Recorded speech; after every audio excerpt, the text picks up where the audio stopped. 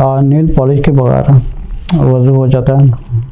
अस्सलाम वालेकुम रहमतुल्लाहि व बरकातुहू। देखिए, वज़ू का तरीका ये होता है कि सबसे पहले जो वज़ू करते हैं, वज़ू करने का मकसद ये होता है कि जो पानी है वो जिस्म के उस हिस्से में जाए जहाँ पर रसूल सल्लल्लाहु अलैहि वसल्लम ने हमें एक तालीम दी है। फॉर एग्जांपल, सबसे पहले जब हम हैंड वॉश करते हैं तो मेक श्योर करें कि the finger has to be cross each other, और जगह जगह पानी भी जाए, नाखूनों में जाए, और नाखून बड़े नहीं होने चाहिए। It has to be on there, यहाँ तक कि नाखून के अंदर भी आपको पूरी तरह क्लीन अप करना होता है।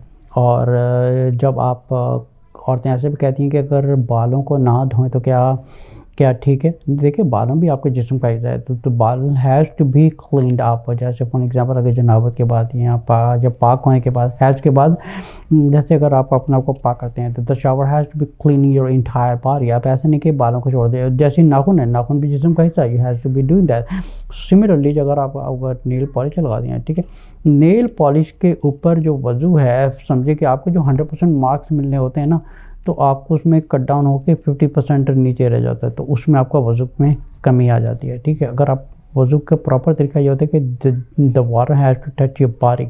अब ये भी नहीं पता कि जो नेल पॉलिश लगा रही हैं वो किस केमिकल से बना हुआ है, किस कॉस्मेटिक से बना हुआ है, और कौन कौन से के मरे हुए जानवरों की उसमें चर्बी लगाई होती है, पता नहीं कौन कौन सी गंदगी उसमें लगाई होती है। तो बहरहाल उसमें वो तो एक सेपरेट टॉपिक है, लेकिन नेल पॉलिश के ऊपर वज़ू करना ये जायज़ नहीं है।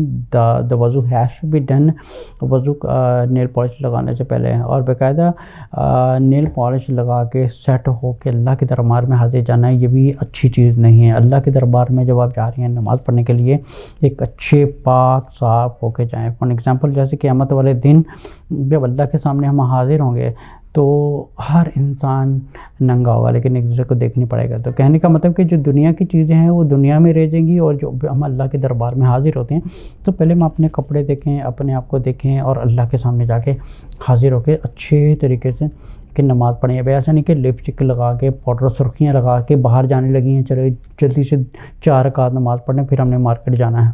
ठीक है, तो वज़ू has to be properly done.